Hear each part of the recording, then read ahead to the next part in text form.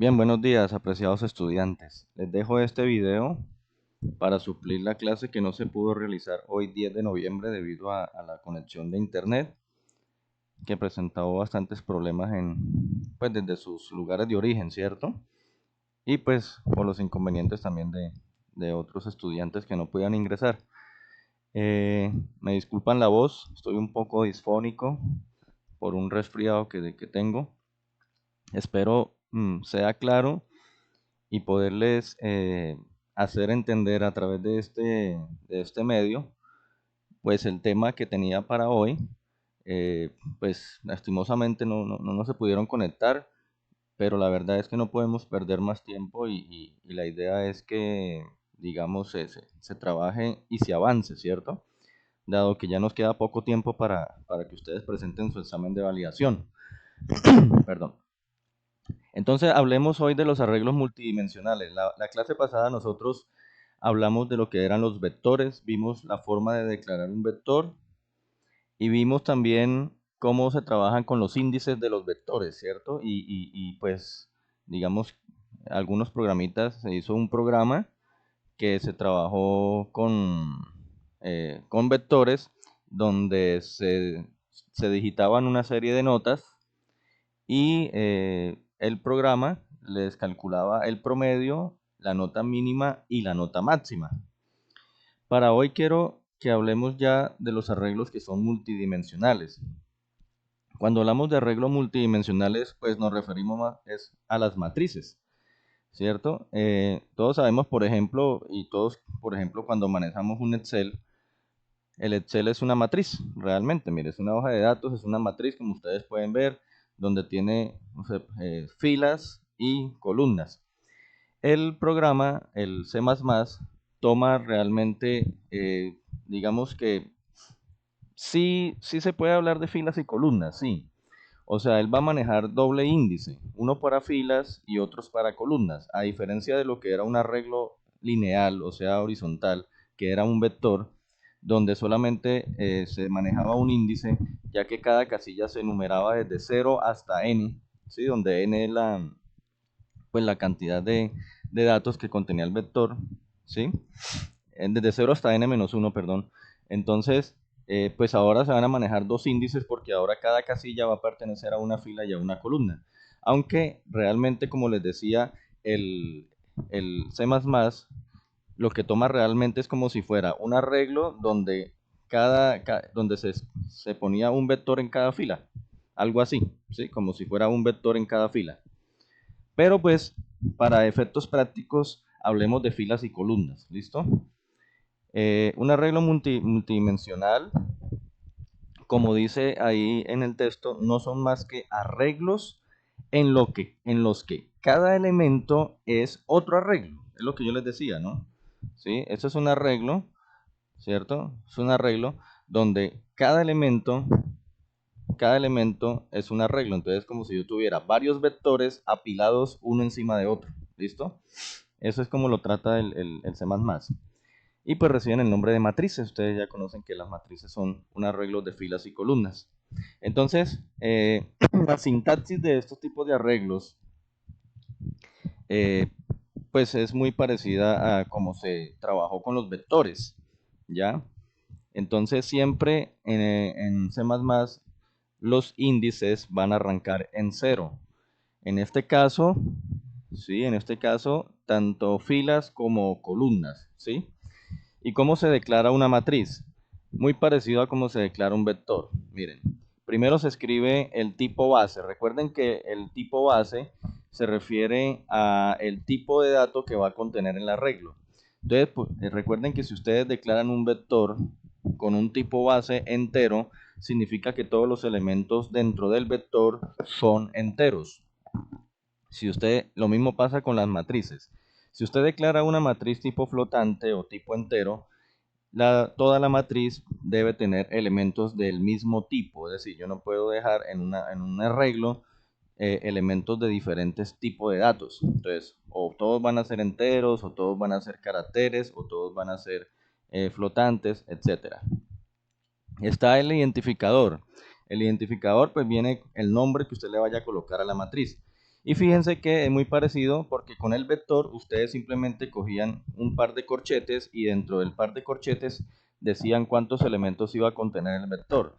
Para la matriz es solamente agregarle otro par de corchetes, ¿cierto? Solo que ahorita el número de elementos del primer corchete se va a referir al número de filas de la matriz y el número de elementos del segundo corchete se va a referir al número de elementos, al número de columnas que va a tener la matriz. Entonces aquí va a tener número de filas y número de columnas, ¿correcto?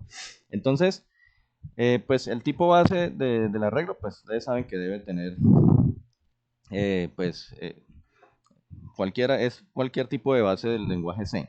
Entero, flotante, carácter, etcétera. Doble, ¿sí? Cualquiera de esos. El identificador, como les digo, es el nombre que distingue la matriz. Los corchetes, al igual que los vectores, en las matrices son obligatorios. Y hay veces que se pueden obviar el número de elementos, así como con los vectores, hay algunos casos en donde se pueden obviar el número de elementos cuando se inicializa una matriz. Entonces, los elementos, como les digo, van a estar enumerados en forma consecutiva. Y ustedes pueden también inicializar una matriz. Recuerden cómo se inicializa un vector. Un vector se inicializaba colocándole al identificador un igual, después de los corchetes, igual, y ustedes abrían una llave y dentro de la llave escribían los elementos del vector organizados de la posición 0 hasta la posición n-1, ¿cierto? Para la matriz es lo mismo, solo que ahora ustedes lo que van a hacer, y aquí es donde ustedes deben tener en cuenta que hagan, mejor dicho, que hagan de cuenta que son como vectores apilados. Entonces ustedes van a escribir dentro de llaves, usted abre una llave para la matriz, y posteriormente de abrir la llave de la matriz, usted debe también abrir otra llave para enunciar, digamos, el vector de la primera fila, ¿ya? Y entonces escribe dentro del vector de la primera fila los valores, la posición 0, la posición 1, la posición 2, etcétera. Cierra la llave, eh, cerrando el primer vector, ¿sí? O sea, como si nosotros teníamos este vector aquí en Excel, pone coma y abre otra llave y entonces en esa otra llave va a ir el segundo vector, ¿correcto? ¿Sí? Digamos que usted ya nombró este vector, así como lo estoy señalando en el Excel. Ahora abre otra llave después de la coma y en esa otra llave va a poner el vector de la segunda fila, ¿sí? Eso hace que pues se va formando la matriz, ¿cierto? Y lo mismo, posición 0, posición 1 y pues así inicializa cada vector. Cuando ya haya escrito todos los vectores, o sea, si usted, por ejemplo, va a armar una matriz de 3 filas, 4 columnas, por decir algo, ¿sí? Entonces usted tiene que enunciar 3 vectores, uno en cada fila, y cada vector va a tener 4 elementos, ¿sí? ¿Cómo sería una matriz de 3 por 4? Sería algo como esto. Miren lo que estoy señalando aquí en el Excel. Eso es una matriz de 3 por 4. Entonces usted lo que enuncia es, en la primera llave, enuncia el vector de arriba. En la segunda llave, enuncia el vector de abajo. Y en la tercera llave, enuncia el tercer vector y último vector de la tercera fila. Esa es la forma como usted inicializa una matriz. Ahora, eh, ¿cómo se usan las matrices? Los elementos que van dentro de las matrices, al fin y al cabo, al igual que los vectores, son elementos de algún tipo de dato. Eso quiere decir que al igual que cualquier variable que usted enuncia en el lenguaje C++, usted puede a esa variable aplicarle una suma, una resta, una multiplicación, una división.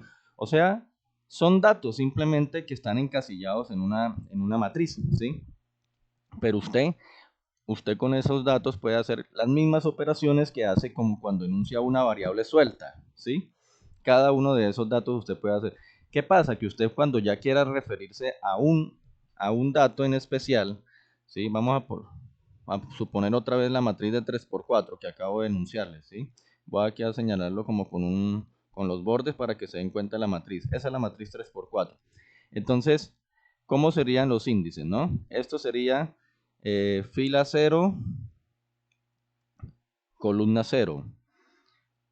Bueno, espere a ver si me... Cambiémoslo para que no me... Hagámoslo como texto, más bien.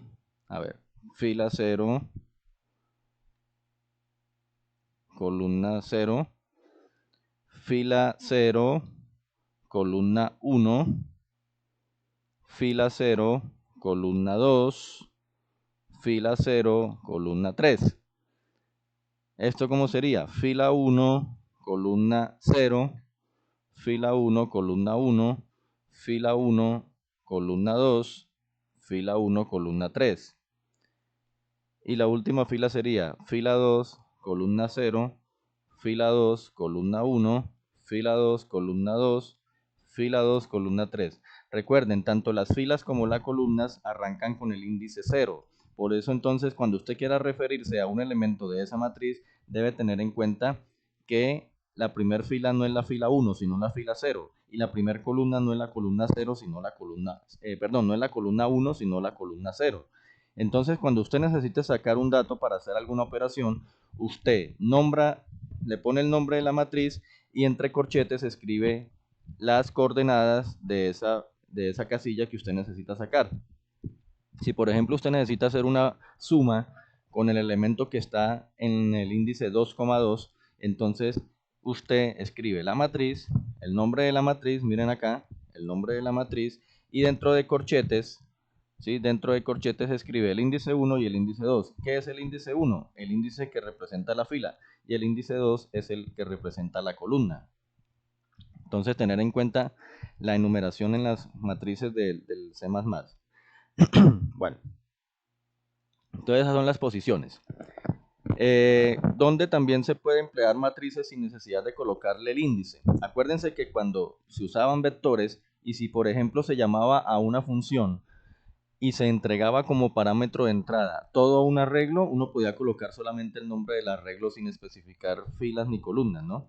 Lo mismo en una matriz, ¿sí? En una matriz cuando usted llame a una función y le entregue a esa función, digamos que esa función trabaja con todo el arreglo y usted le va a entregar, llama a esa función y le entrega o le exporta un parámetro que es todo un arreglo, toda una matriz, usted le puede simplemente llamarla y utilizar solo el nombre de la matriz sin índices.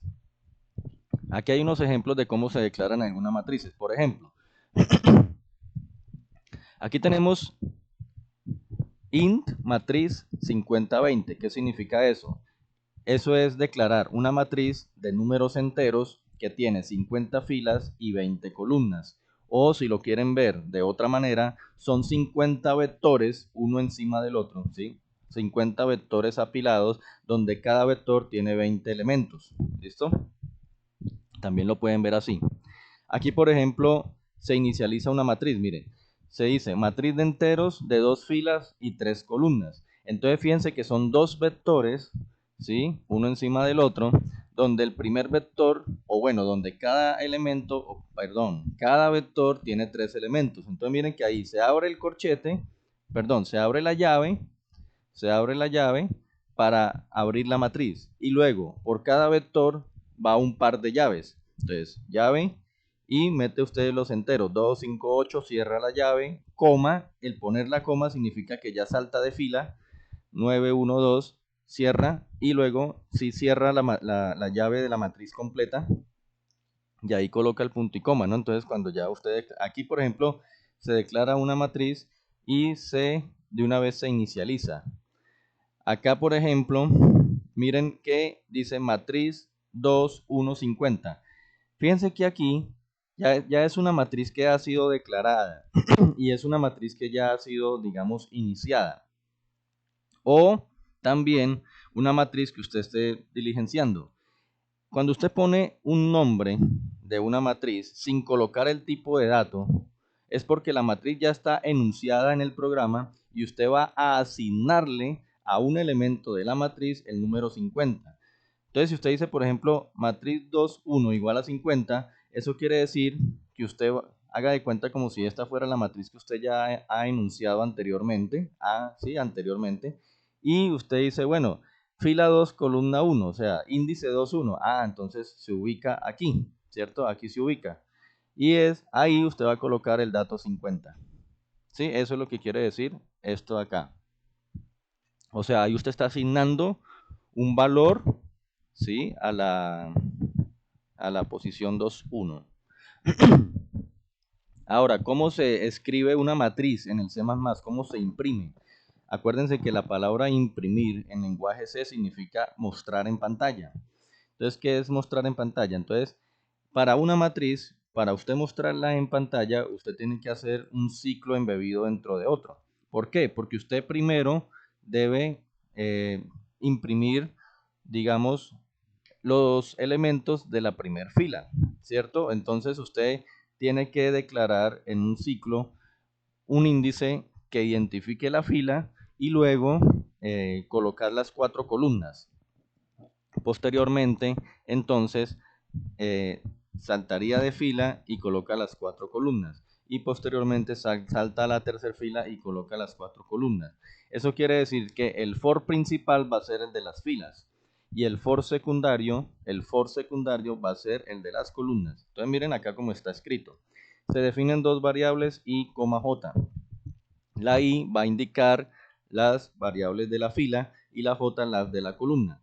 Entonces, para la fila, por ejemplo, si usted tiene una matriz de 100 por 50, o sea, 100 filas y 50 columnas, entonces usted tiene que hacer un ciclo for que vaya de 0 a 99. Acuérdense que si son 100 filas, las filas van a ir enumeradas de 0 a 99. Y si son 50 columnas, las columnas van a ir enumeradas de 0 a 49. Entonces usted tiene que hacer dos ciclos. El primer ciclo, que va a ser el principal, va a ser el de las filas. Y usted va a hacer un ciclo que va desde 0 hasta 99. Entonces por eso ustedes ven aquí el for, inicializa la i en 0, ¿correcto? Y dice que haga el ciclo hasta que i sea menor que 100. O sea, desde 0 hasta 99. Y que vaya incrementando de uno en uno ese ciclo. Entonces, después de abrir ese ciclo, usted tiene que abrir otro interno. Este otro ciclo, este otro for, ya entonces tiene que ver con las columnas. Y entonces usted va a hacerle a la j, porque la j es la de las columnas, desde 0 hasta j menor a 50, porque va desde 0 hasta 49 y aumentando j más más. Y usted va imprimiendo, entonces imprime, ¿sí? Imprime. Ya saben ustedes cuál es la sintaxis del printf. Dentro de comillas va con un porcentaje del tipo de dato, entonces como es una matriz de enteros, por eso le colocamos porcentaje de, y le colocamos un salto de línea, ese backslash n es un salto de línea. Y entonces allí, después de eso, coma, y entonces aquí viene la matriz IJ. ¿Qué significa matriz IJ? Entonces, usted está sacando lo que hay en la posición I fila, en la posición J columna. Cuando recién ingresa, la I vale 0 y la J también. Entonces usted está imprimiendo el valor que está en 0,0, ahí. Luego, entonces, como el for más cercano fue el de las columnas, el de la J, él primero hace todo el for de las J y luego, cuando termina el for de las J, aumenta el de las I y así sigue sucesivamente. Espero me entiendan. Hace primero las columnas para la primer fila, o sea, las columnas para la fila 0. Entonces, las columnas van a variar de 0, 1, 2, 3 hasta 49. Entonces, por eso acá, usted aquí está imprimiendo en cada línea el vector 0. O sea, está imprimiendo el vector 0, está imprimiendo 0, la posición 0, 0. Luego, la posición 0, 1. Luego la posición 0, 2 y así sucesivamente, ¿sí? Luego, cuando ya ha impreso todo el primer vector, la primera fila, entonces sale del ciclo for de las J y regresa al de las I. Entonces ahí viene a aumentar la I en 1. Entonces quiere decir que usted salta ya a la fila 1, o sea, a la siguiente fila. Y con la siguiente fila vuelve y hace lo mismo con las J, desde la J0 hasta la J49. Entonces usted empieza a imprimir la fila 1, columna 0, fila 1, columna 1, fila 1, columna 2, fila 1, columna 3 y así sucesivamente hasta llegar a la fila 1, columna 49. Cuando usted ya imprime el segundo vector, sigue con el tercero y así se la va a pasar hasta que las filas ya terminen a la fila 99 y de esa manera usted imprime una matriz, ¿correcto? Bien, pues entonces, teniendo en cuenta eso, hagamos un ejemplo. muy parecido al ejemplo que hicimos con los vectores, pero obviamente eso es un poco más complicado. En el anterior ejemplo que hicimos con los vectores, solamente estábamos imprimiendo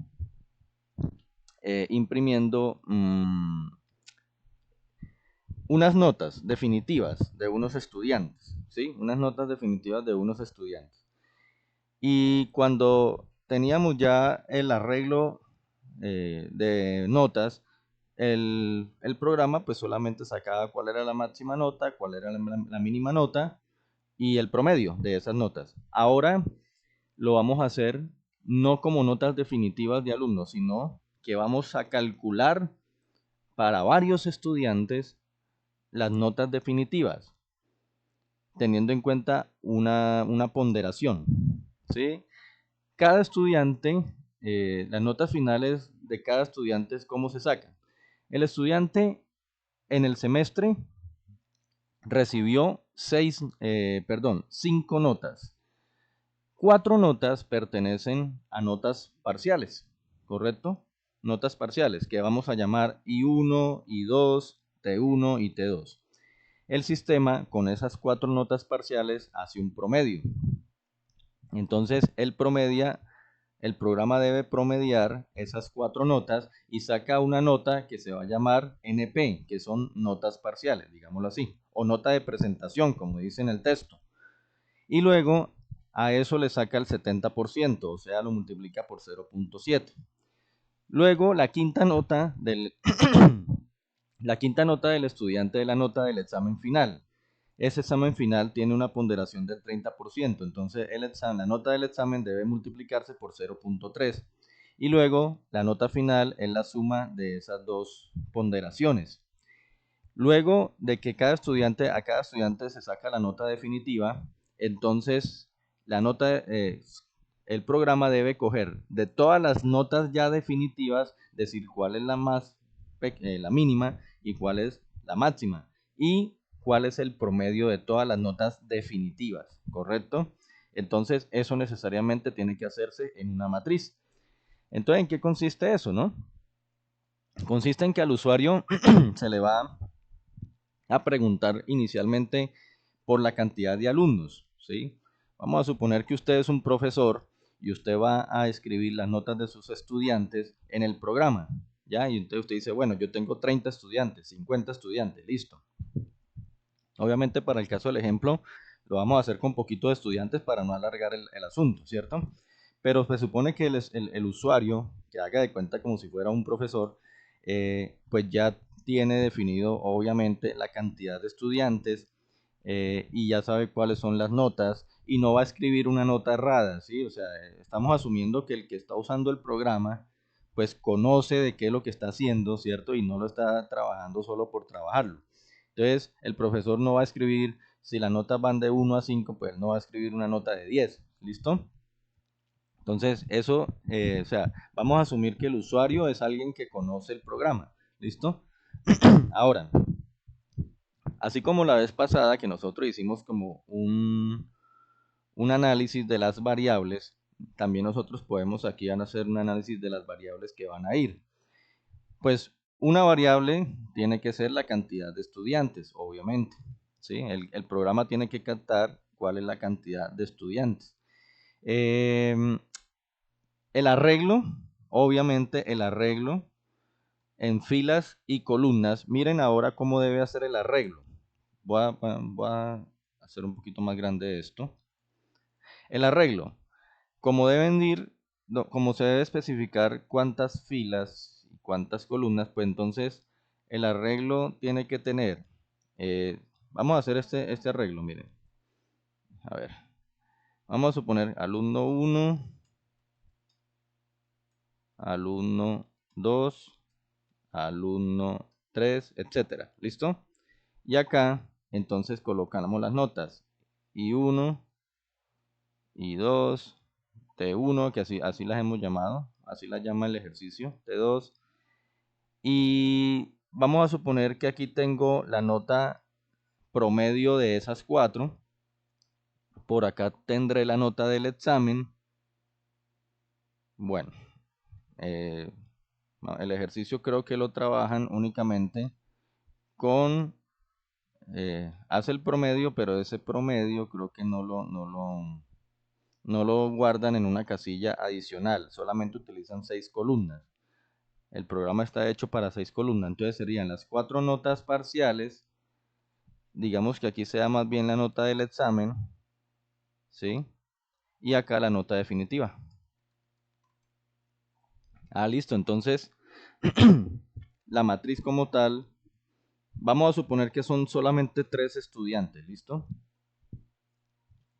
Entonces la matriz, ¿cómo quedaría? Quedaría una matriz de 3 filas, porque cada fila corresponde a un estudiante, y 6 columnas. ¿Por qué 6 columnas? Porque en la primera columna o en las primeras 4 columnas van a ir las 4 notas de presentación o parciales, a las cuales se les saca un promedio y luego se les saca el 70%, y luego va la nota del examen con la cual se le saca el 30%.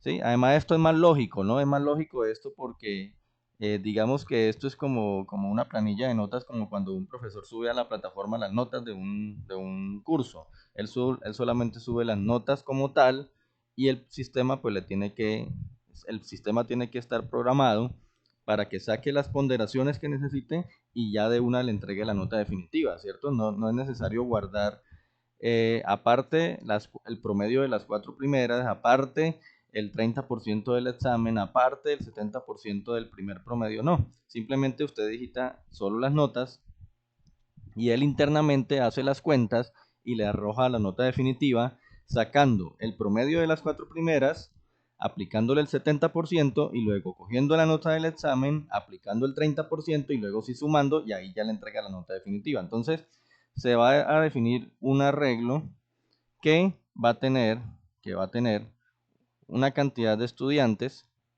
como filas, y va a ser una cantidad de notas como columnas, sería 6. Ese va a ser el arreglo, las 5 notas y la definitiva. Por eso fijo va a ir ese 6. ¿Qué otra cosa podemos tener en cuenta ahí, como qué otro elemento, ¿no? Bueno, pues necesito algo que me esté, como se va a sacar también la mínima nota y la máxima nota, pues también hay que definir como ese mínimo y ese máximo, al igual que el ejercicio anterior del vector. Debe haber una variable que yo llamo suma, que va a ser que es la que va sumando cuando ya se tengan las notas definitivas, es la que va a ir sumando las notas definitivas en acumulado, ¿no? O sea, obviamente esta suma debe inicializarse en 0 para que en la primera iteración se le sume la primera casilla de las notas definitivas y ella se vaya actualizando en cada iteración con la siguiente columna, o sea, con la siguiente nota definitiva. O sea, esa suma, en pocas palabras, lo que va a hacer es que va a sumar estas notas que están aquí en la columna que dice nota definitiva, ¿correcto? Y va sumando, va acumulando. Entonces en la primera iteración se sumaría con la primera y se acumula, y luego se suma con la segunda y se acumula, luego se suma con la tercera y se acumula, y así sucesivamente. Bueno, creo que no más variables necesitaríamos. Bueno, obviamente una variable que se llame promedio, y es la que va a coger al final la suma ya acumulada de todas las notas definitivas y la va a dividir por la cantidad de estudiantes, ¿cierto? ¿Sí? Lo va a dividir por la cantidad de estudiantes. Esa suma pues ya es la última, es decir, la acumulada de todas las definitivas. Bueno, vamos a ir haciendo y a medida que vamos haciendo pues nos va saliendo como lo que tengamos que hacer. Abrimos el Visual Code. Voy a abrir un nuevo archivo de texto y acá voy a empezar a meter mi programa. Yo aquí ya lo tengo realizado, entonces vamos copiándolo y vamos explicándolo. Entonces empecemos a meter.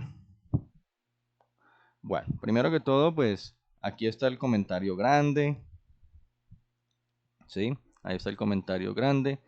Dice: programa que lee del usuario una lista de notas correspondientes a las diferentes evaluaciones de los alumnos de un curso y calcula sus notas finales, así como el promedio, el mínimo y el máximo de esas notas finales.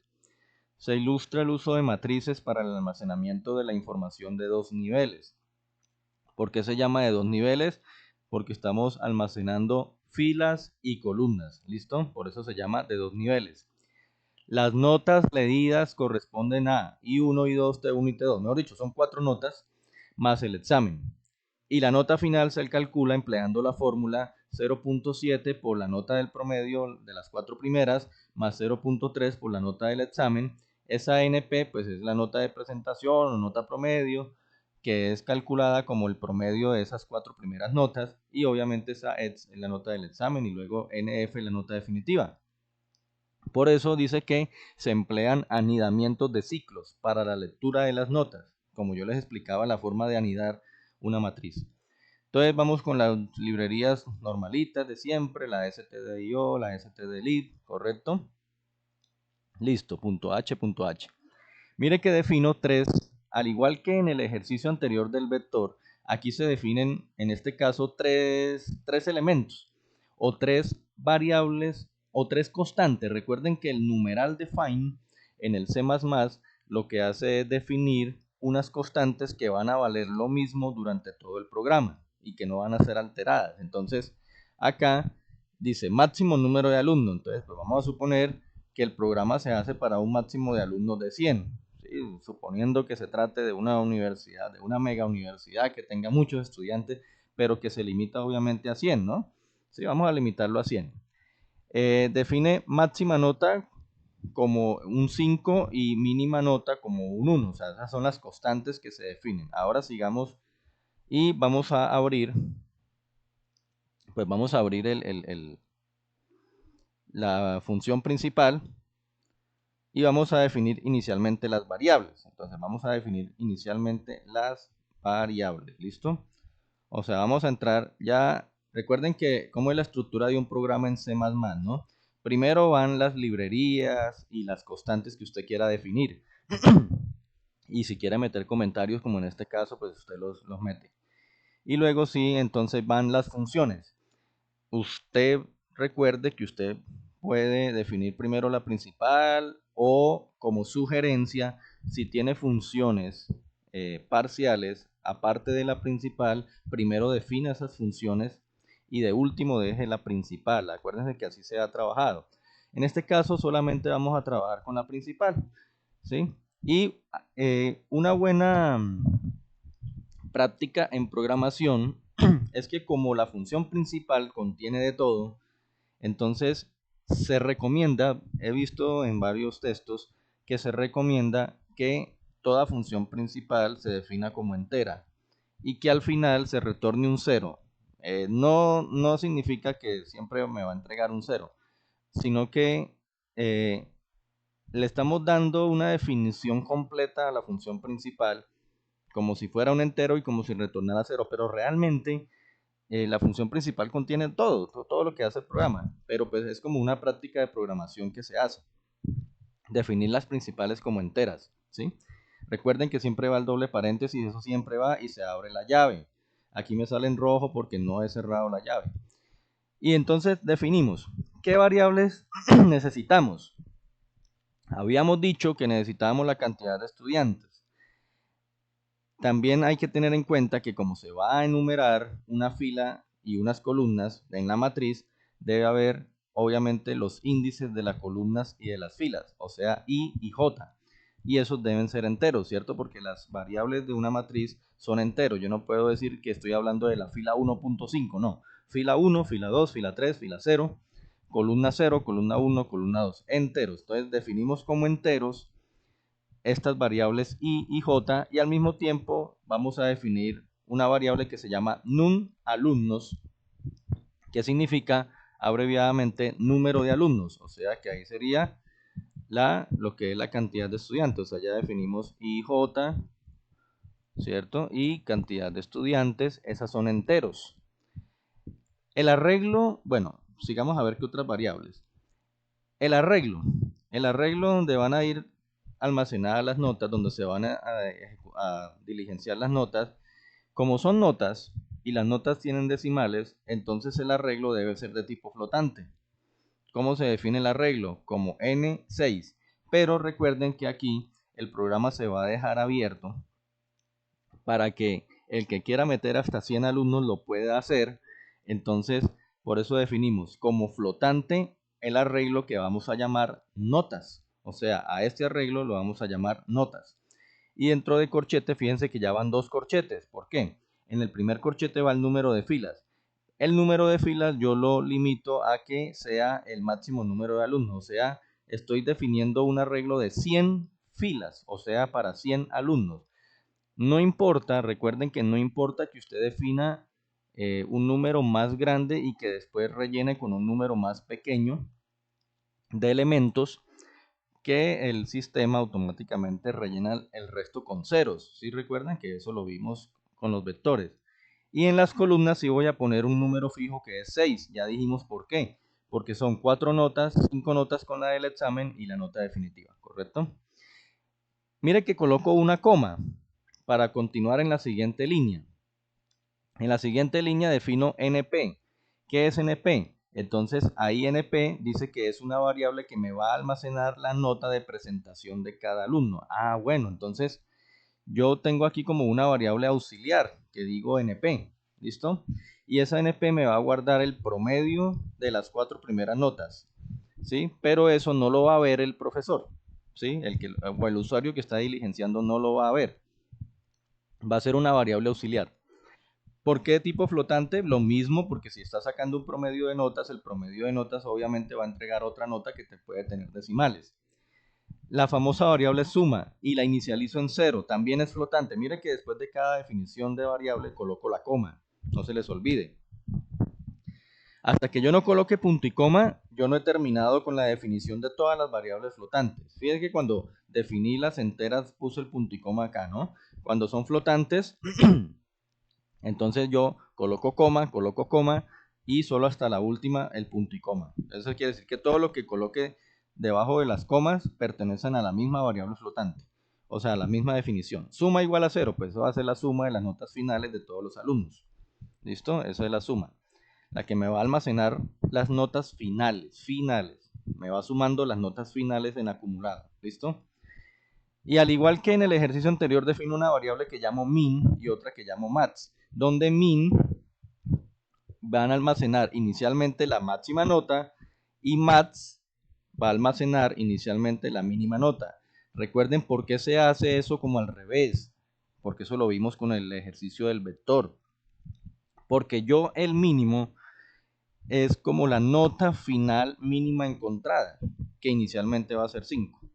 Y la máxima nota mínima encontrada va a ser inicialmente 1. ¿Listo? Entonces, ya nosotros en el anterior ejercicio definimos por qué, cómo es esa lógica, ¿cierto? Porque la lógica es que si la primera nota definitiva de un estudiante es 3.5, entonces yo tengo que comparar si ese 3.5, recuerden cómo es la comparación, ¿no? Si ustedes recuerdan cómo es la comparación, yo la nota mínima, lo que tengo que, digamos, lo que tengo que comparar es la nota que se va introduciendo con la nota mínima si es menor. O sea, recordemos, si la nota, como ahorita se va a escoger son las columnas de las notas definitivas. Entonces, si la nota definitiva, como al ir, se tiene que hacer un ciclo donde se vaya comparando todas las notas definitivas que van saliendo al final en la columna 6. Entonces, si la nota definitiva es menor a esa nota mínima, entonces mi nueva nota mínima va a ser esa nota definitiva. ¿Recuerdan? Eso es la sintaxis.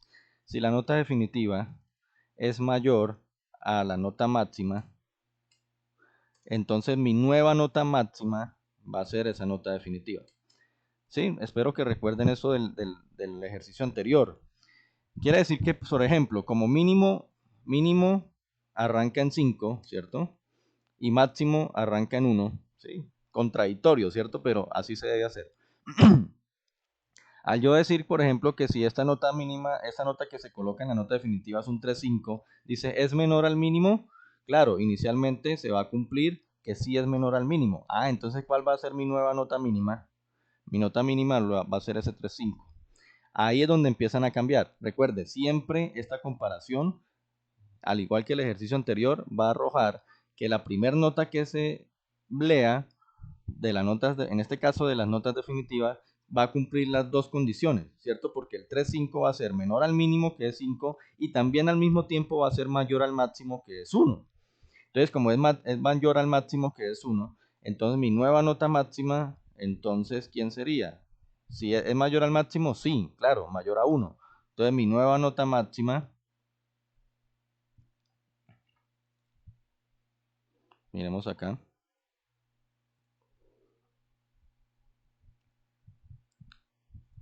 Entonces, si la primera nota definitiva es 3,5, entonces se va a cumplir las dos condiciones. Menor al mínimo, claro. Como mínimo inicialmente tiene el valor de 5, pues se va a cumplir. Entonces, menor al mínimo quiere decir que sí, efectivamente el 3,5 es menor al 5. Entonces hacemos que ahora mi nuevo mínimo va a ser esa nota de 3,5. Mayor al máximo también se cumple porque inicialmente el máximo es 1. Entonces, como 3,5 es mayor que 1, entonces ahora lo que hago es que mi nota máxima nueva es esa misma nota 3,5. Solamente con el primer dato de la nota definitiva es que se cumplen las dos condiciones. ¿Por qué? A partir de ahí, la iteración consiste en que se sigan comparando más abajo, ya no con ese 5 y con ese 1, sino con el 3,5 que fue la primera nota. Entonces, vamos a suponer que la segunda nota, ¿sí? Vamos a suponer que la segunda nota es un 4. Si la segunda nota es un 4, entonces yo la comparo ahora con 3,5. ¿Es menor a 3,5? No. O sea que este mínimo no cambia. Pero ese 4 sí va a ser mayor que mi nueva nota máxima que tenía, que era 3,5. Entonces, como 4 sí es mayor a 3,5, entonces ahora mi nota máxima la cambio por ese 4, ¿correcto? Entonces, después, en la siguiente, vamos a suponer que la siguiente nota es un 2,5. ¿Qué pasa con el 2,5? Al compararlo con el 3,5, ¿2,5 es menor a 3,5? Sí. Entonces hago que mi nueva nota mínima ahora cambie a 2,5. Entonces, esta cambia. Pero el 2,5 no va a ser mayor a la nota máxima que tengo acumulado el 4. Por lo tanto, este máximo no va a cambiar. Y entonces, si ustedes se dan cuenta, a medida que va haciendo la iteración y va comparando columna por columna las notas definitivas, entonces siempre que haya una nota inferior a la que actualmente sea mínima, la nueva mínima es esa inferior. Y siempre que una nota sea mayor a la máxima que se tenga definida en ese momento, entonces la máxima cambia a esa nota mayor. Y así sucesivamente. Con eso se asegura el programa que efectivamente al final, cuando compare todas las notas de los estudiantes definitivas, pues sí saque realmente cuál es la nota mínima y cuál es la nota máxima sin equivocarse. Es por eso que se definen estos dos primeros como mínimo 5, máximo 1. Entonces, por eso ustedes ven acá, ¿cierto? En la definición que ese primer min es la máxima nota y ese primer max es la mínima nota. Y finalmente, claro, todas estas son de tipo flotante y el prom va a ser el promedio de las notas finales, o sea, ahí está la otra variable. Todas esas variables son flotantes, ¿cierto? Porque el arreglo se va a alimentar de notas. NP va a ser un promedio de notas, suma va a ser una suma de notas, mínimo y máximo van a contener notas y promedio pues va a tener notas, o sea que todas son flotantes. Los únicos enteros son el número de alumnos y los índices de la matriz IJ. ¿Qué continúa? Entonces ahora vamos a pedirle al usuario que ingrese cuántos estudiantes quiere. ¿Listo? Entonces vamos a meter acá y le decimos cuántos estudiantes quiere. Printf, ingrese el número de alumnos en la sección, listo. Y el scanf, que ya ustedes saben de memoria cómo es eso. Entre comillas, el tipo de dato, porcentaje de, o sea, almacenar un tipo de dato entero, el ampersand para definir que se guarde en la casilla que se llama nun alumno. Entonces, en nun alumnos vamos a guardar lo que el profesor coloque o el usuario coloque, tantos alumnos, digamos 7 alumnos. Luego imprimimos un texto que dice, ingrese las notas de los, y recuerden que esto que está aquí en porcentaje, cuando se imprima en pantalla, va a contener el valor de la variable que yo coloqué después de la coma. En este caso, nun alumnos, es decir, que aquí voy a colocar el valor que tenga alumnos. Si el usuario dijo 5 alumnos, entonces el texto que realmente va a salir es ingrese las notas de los 5 alumnos. Y le dice que ingrese I1, I2, T1, T2, examen. Ahí le dice, y luego un salto de línea. Ahí le está diciendo, ingrese esas 4 notas en ese orden, le está diciendo. Primero I1, después I2, después T1, después T2. Simplemente le está el texto indicando las instrucciones al usuario. ¿Sí? Recuerden que uno puede sacar aquí varios valores, ¿no? Si son varias variables. Listo. Ahora después de eso, como ya el usuario dijo cuántos estudiantes eran y ya le saca el texto indicándole el orden, entonces ahora lo que hay que hacer es, ahora sí, ir metiendo las notas. Entonces viene el ciclo for. Viene el ciclo for en el cual se van solamente a meter las notas. ¿Listo? O sea, se va a llenar la matriz. Aquí está. Bueno. Printf, ingrese bueno, ya eso ya estaba. For. El for, ¿desde dónde va a ir? Vamos primero a la i, ¿se acuerdan? Primero la i, primero las filas. Desde 0 hasta un número menor al número de alumnos. Si el usuario dijo 7 alumnos, entonces va a ir de 0 a 6. ¿Sí? De 0 a 6. Por eso está aquí. Y va desde 0 hasta un número menor al número de alumnos. Siempre va así. Y se incrementa de 1 en 1.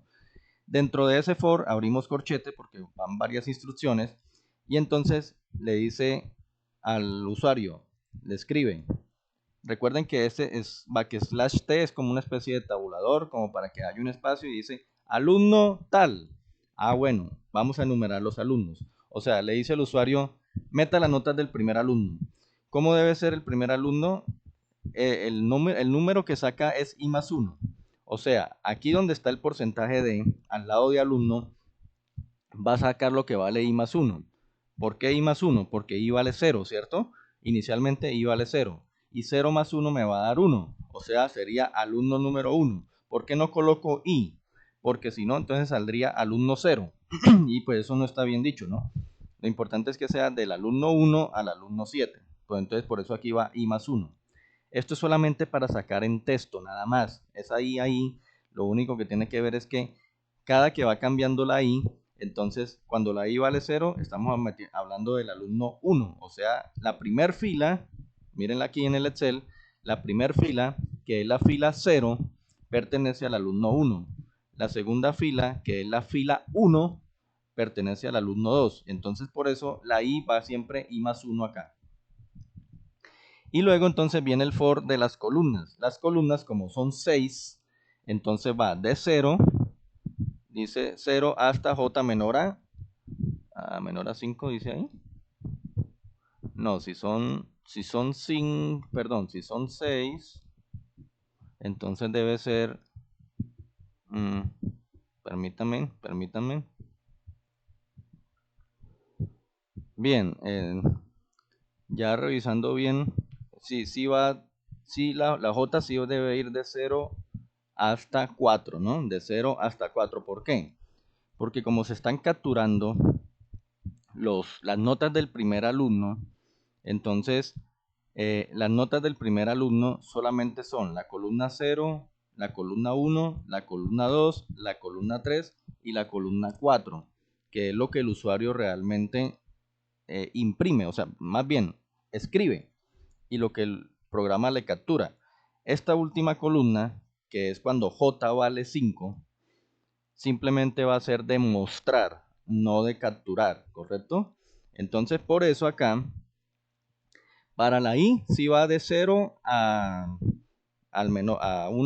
una cantidad, una menos que el número de alumnos, es así.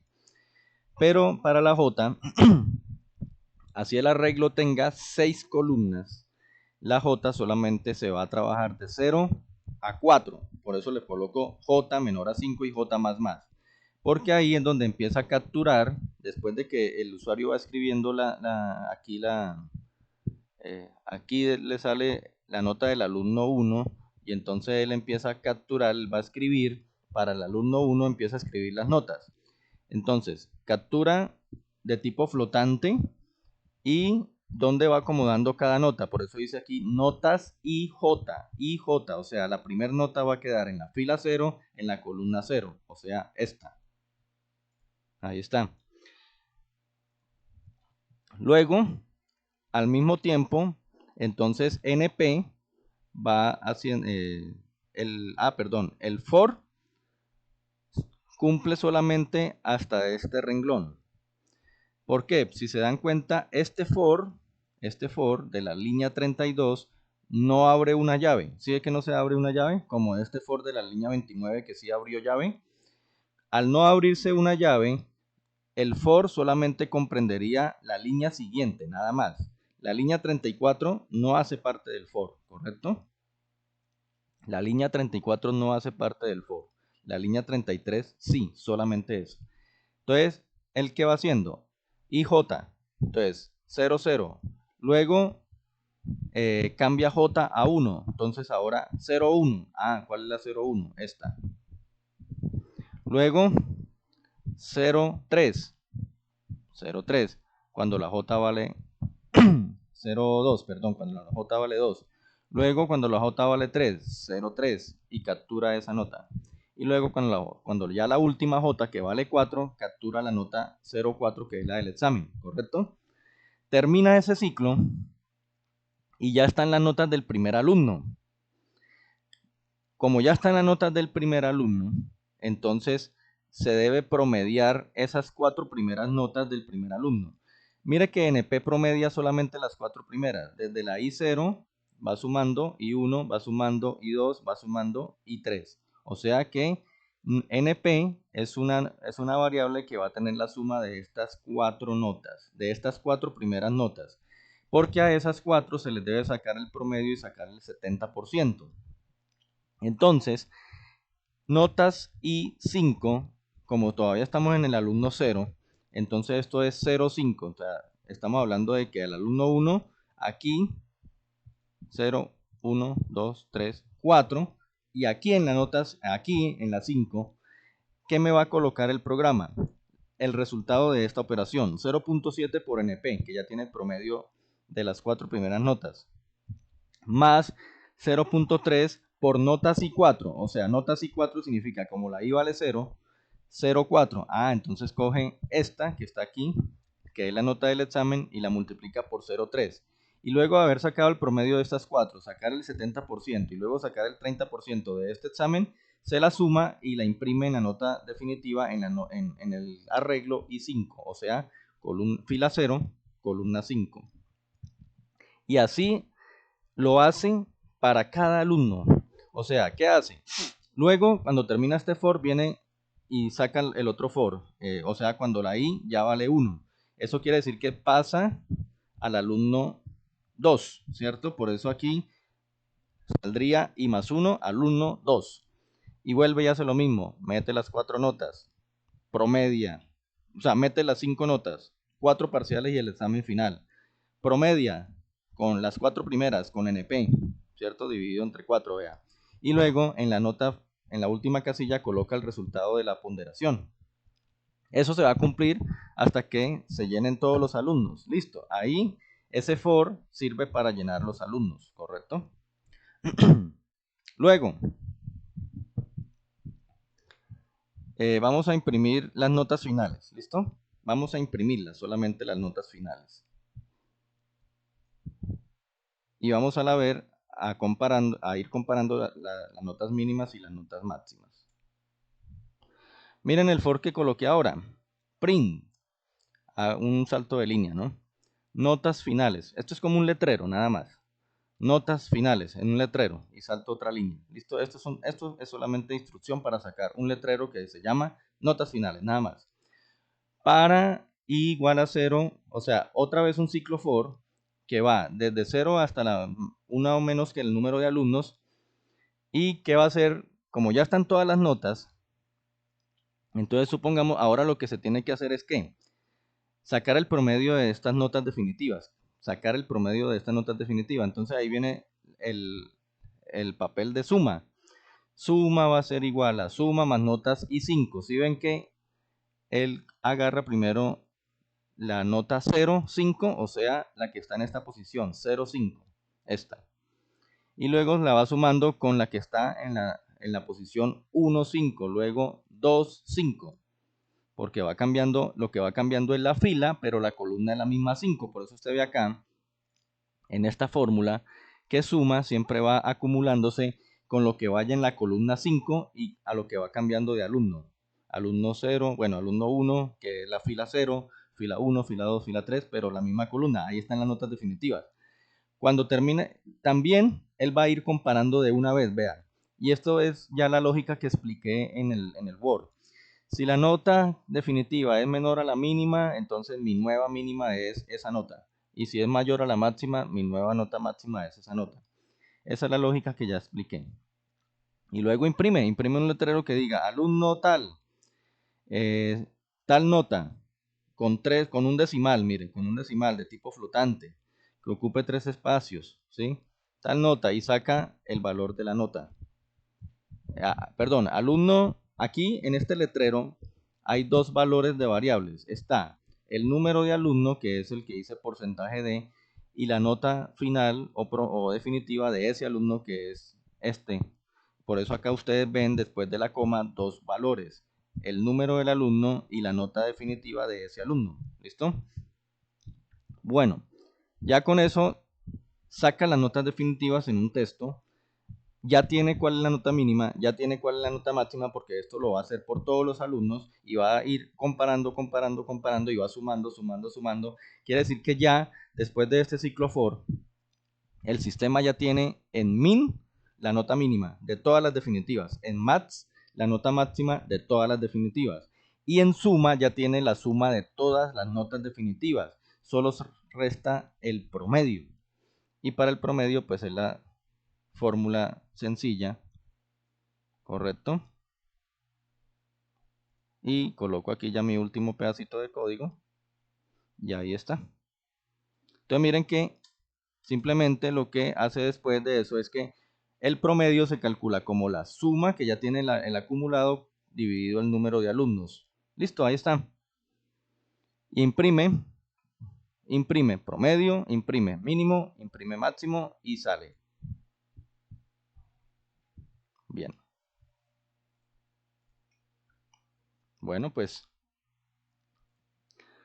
ya es hora de ejecutar el programa. Miremos a ver cómo nos va.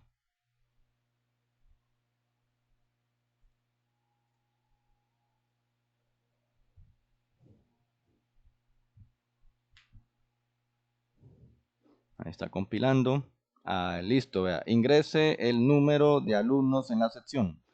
Vamos a hacerlo con un número muy cortico. Vamos a hacerlo con 3 estudiantes, ¿vale? Dice, ingrese las notas de los 3 alumnos. Ahí le dice, I1, I2, T1, te doy el examen. Bueno, entonces empecemos con las notas del primer alumno. 3.5, 4.2, 4.5, 3. 1, 2, 3, 4. Y la nota del examen que haya sacado en el examen 4.1. ¿Listo? Pregunta por el alumno 2. Vienen las 5 notas. Entonces, 2.5, 3.2, 4.1, 3.6, 5 que haya sacado en el examen, por ejemplo. ¿Listo? Alumno 3, 4.5, 2.1, 2.5, 3.6 y que haya sacado en el examen un 4.8. Listo, como ya metí los 3, entonces imprime las notas finales. Miren, estas son ya las notas definitivas de cada estudiante, teniendo en cuenta que coge las 4 primeras y le hace un promedio del 30%, del 70% y la nota del examen 30%. Por ejemplo, podríamos comprobarlo, ¿cierto? ¿Cómo comprobamos? Pues cojamos uno de esos alumnos y miremos si calculó bien la nota definitiva. Por ejemplo, el alumno 3. Entonces uno saca la calculadora y suma. El alumno 3 tiene 4.5, tiene 2.1, tiene 2.5 y tiene un 3.6. Y el promedio de esas 4 primeras notas me da 3.175. 3.175 lo multiplico ahora por 0.7, 2,2225 y le sumo ahora el examen que sacó 4.8 por 0.3. Cerramos paréntesis y le damos igual. 3,7, ¿no? Alumno 3. Miren, aquí está, 3,7. Y luego el promedio de estas tres notas definitivas es 3,8. Y obviamente de las notas definitivas la mínima fue 3,7 y la máxima fue 3,9. Quiere decir que el programa quedó completamente bien. Yo les enviaré estos programitas por el WhatsApp, ¿listo? Bueno.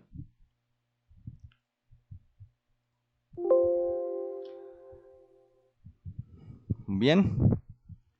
Eso era lo respecto a lo de las matrices, muchachos. ¿Qué otra cosa importante tenía para hoy? Listo para hoy. Como ya estamos trabajando con C++, fíjense que yo el programa lo hice todavía con C. Y hay algunas instrucciones que son de C, como el printf, como el scanf, más que todo, ¿sí? Entonces la idea es que voy a explicarles rápidamente algunas cositas sobre el C++. Aquí tengo mis apuntes de lo que hay que a ustedes explicarles. Por ejemplo, el cout. Yo para eso aquí tengo algunas cositas. Por ejemplo, llamé un prueba 1 a un programa. Si des en cuenta que las extensiones de los archivos que solo son en lenguaje C básico son .c, ¿sí? Mientras que las extensiones, mira aquí dice C source file, archivo tipo C, pero las que son de C++ se guardan como CPP en las extensiones y pues forman como el icono, ¿no? Del Visual Code. Las otras no tienen icono. Pero es la extensión las que las diferencia. CPP es C++, C solito es C. ¿Listo? Entonces, ¿qué quería explicarles hoy también en la clase? Esto del CIN y el COUT ya se los había explicado algo la vez pasada, pero importante lo siguiente. Por ejemplo, en este archivo que yo llamé prueba 1, únicamente le pido uno al usuario dos números decimales y los imprime en pantalla. Pero con este programita tan sencillo quiero explicar varias cosas. Primero, recordemos que en el C++ hay unas librerías distintas. La librería principal y que siempre debe ir en un archivo de C++ que nunca puede faltar es la IOString, esta que ustedes ven acá. Por eso hay que ponerla siempre, include IOString, que es el que me va a manejar todo lo que son entradas y salidas. ¿Listo? Bueno.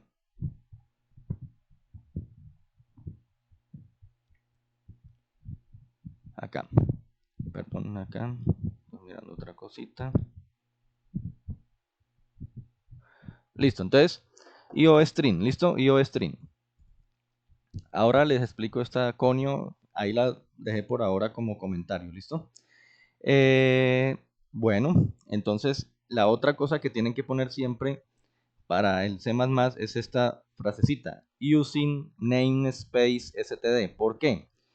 Esto me permite en el C++ utilizar el cout y el cin de esta forma simple.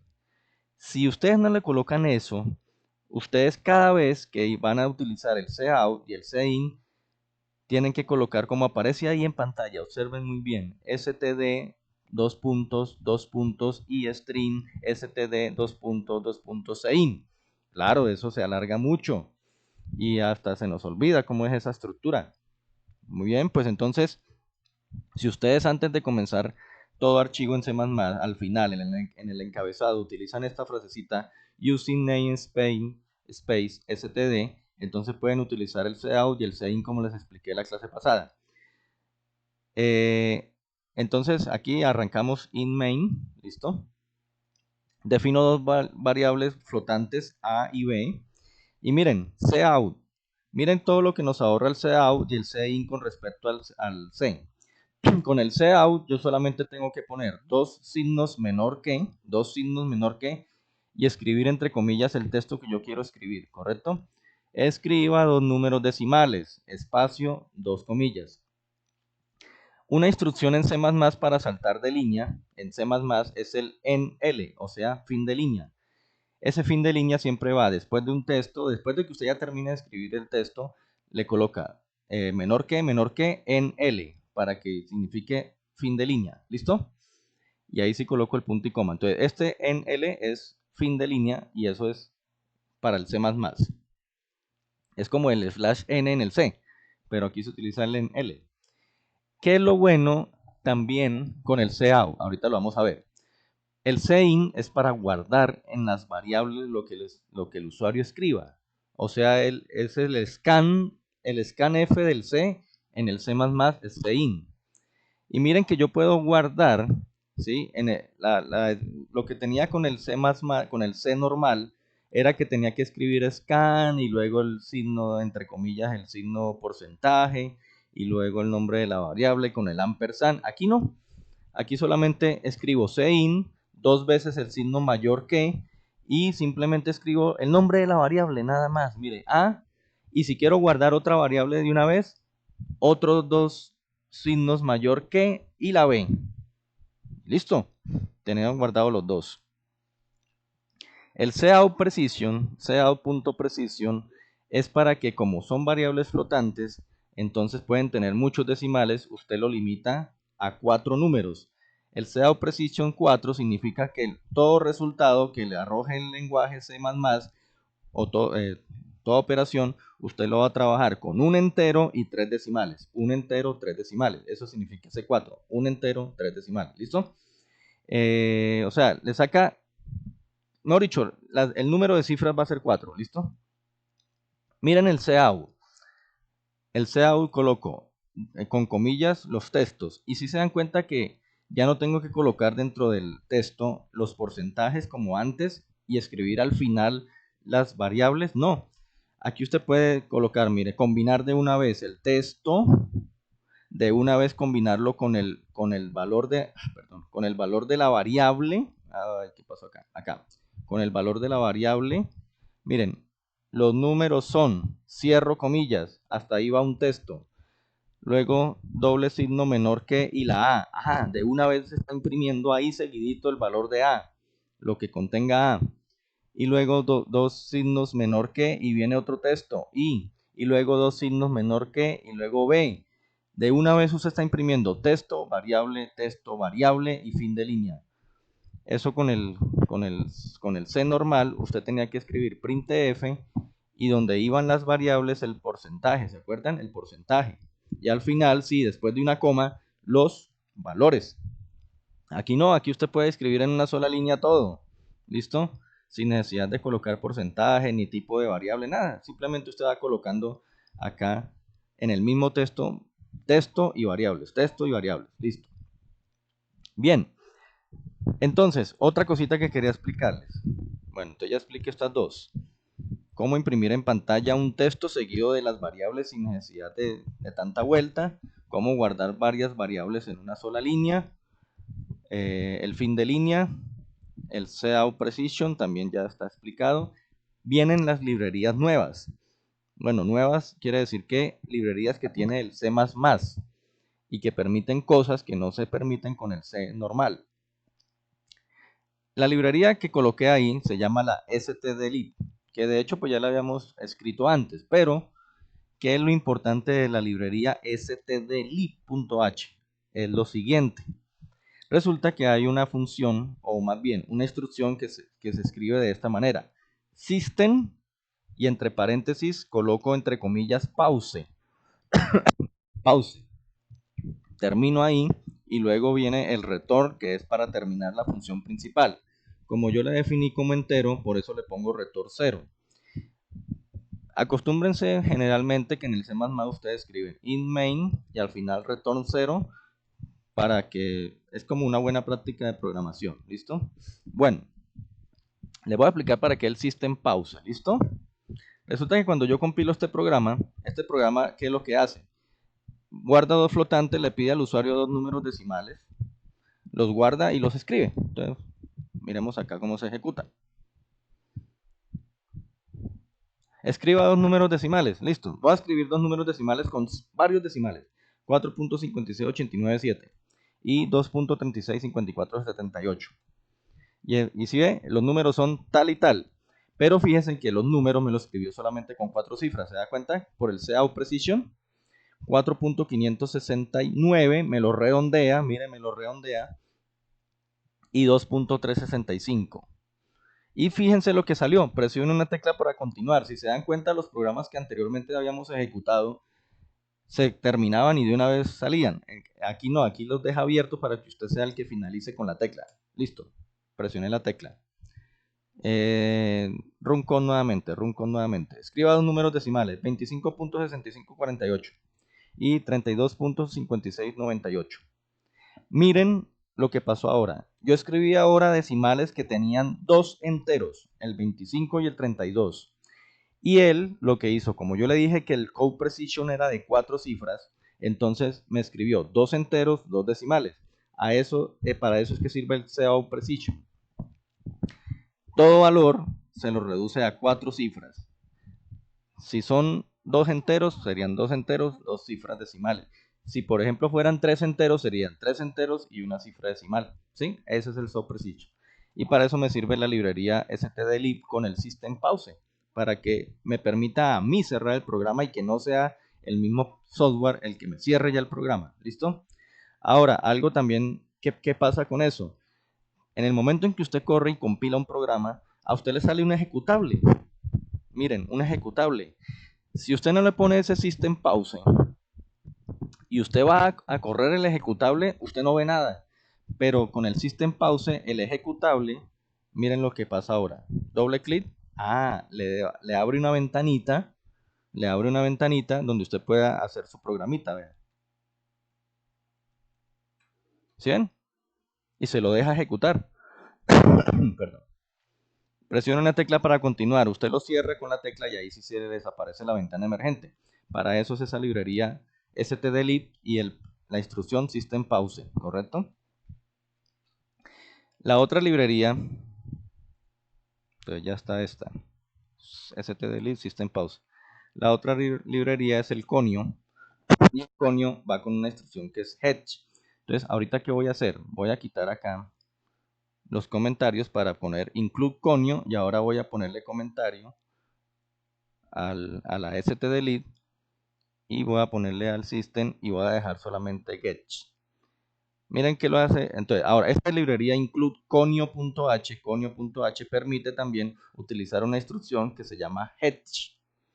Y con ese hedge es lo mismo que hace la otra librería. Son dos formas como de permitir que uno ejecute el programa y uno sea el que lo cierre. ¿Listo? Miren acá.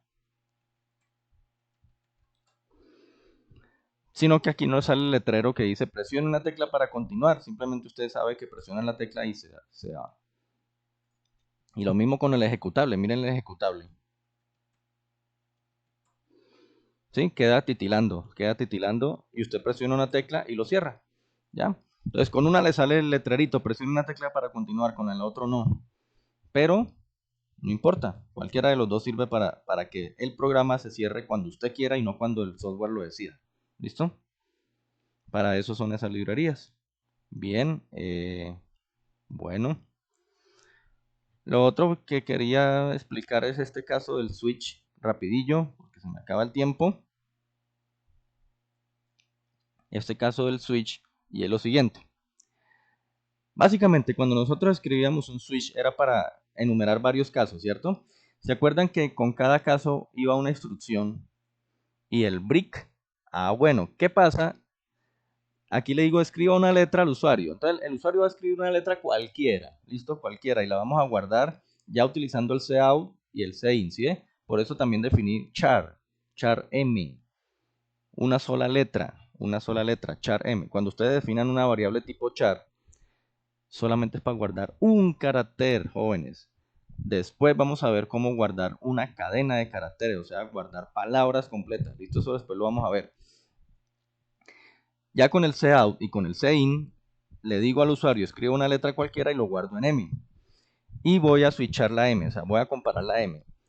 La idea es que él le arroje al usuario un letrero que diga, la letra tal es una vocal minúscula. o la letra tal no es una vocal minúscula.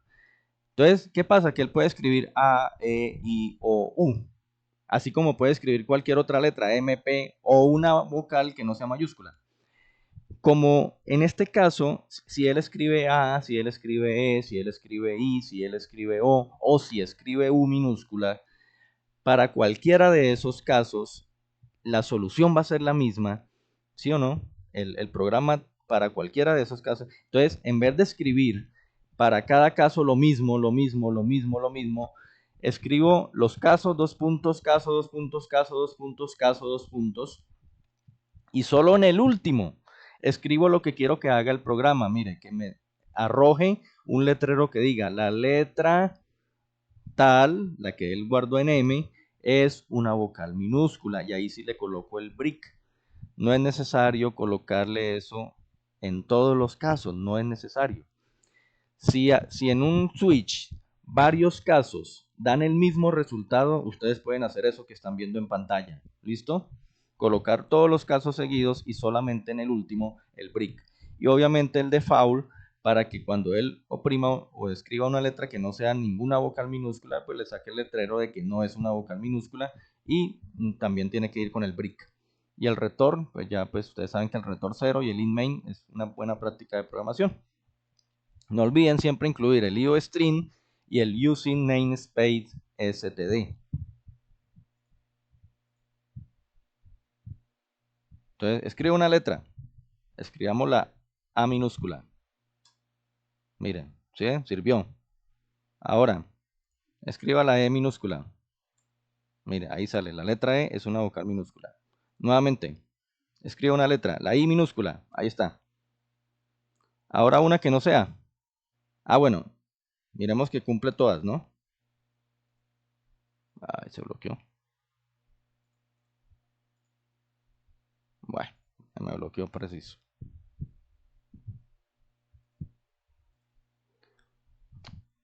Bien, entonces, ya para terminar, bueno, se me bloqueó el programa, entonces, de todas maneras, el objetivo era que ustedes entendieran que el switch, usted puede hacer una sola salida para varias opciones, ¿listo? Bueno, lo otro que quería explicar es que hay una librería que se llama match.h y es para incluir operaciones como, por ejemplo, una raíz cuadrada o una potencia.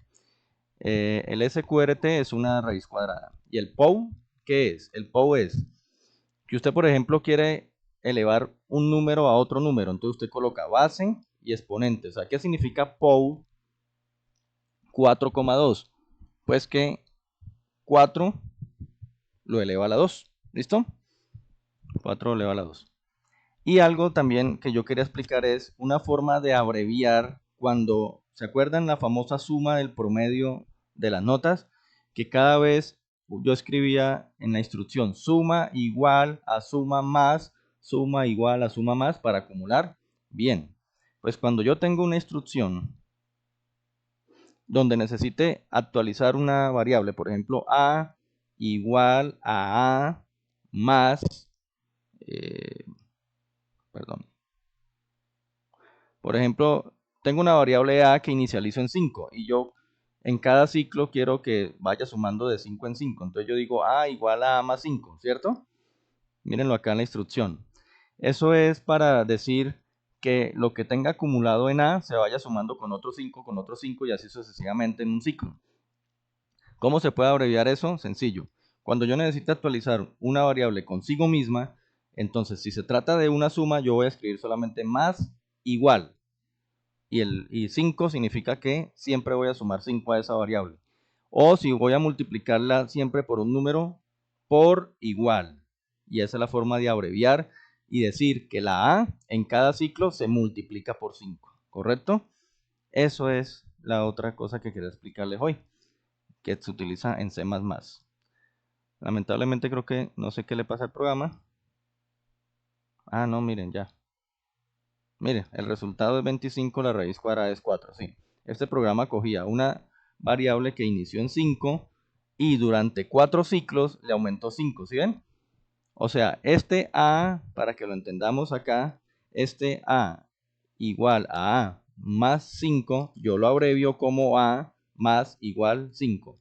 Si yo tendría que actualizar una C con C por 8, entonces yo puedo escribir simplemente C por igual 8. Y hace lo mismo, esas dos instrucciones hacen lo mismo, pero lo puede abreviar, ¿listo? Listo, entonces ya con eso, pues quería explicarles esas cositas del C++. Y nada, con esto espero que ya, pues el próximo miércoles estén bien adelantados y no tengamos que repetir mucho tema, ¿listo? Entonces hablaremos ya de otro tipo de estructura la próxima semana. Que tengan un feliz día.